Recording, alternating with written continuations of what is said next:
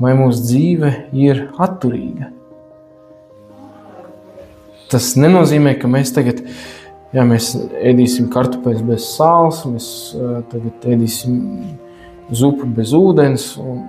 Tas nenozīmē tādus grāvjus. Tas nozīmē to, ka mēs esam atturīgi, mēs ievērojam un ierobežojam. Tas man ir derīgs, tas man ir par svētību, un šeit jau sākās izlaidīga dzīve. Un tas ir, ka mēs jau arī sākumā domājām dievkalpojumu iesākot, kad Kristus mūs ir atbrīvojis brīvībai. Kristus mūs atbrīvo no velnu važām brīvībai.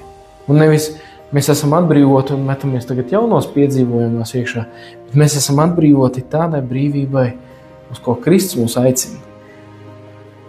Un tas ir aicinājums izvairīties no ieradumiem, kas mums ir bijuši vecajā dzīvē, un Satans caur ieradumiem mēdz visbiežāk paverdzināt.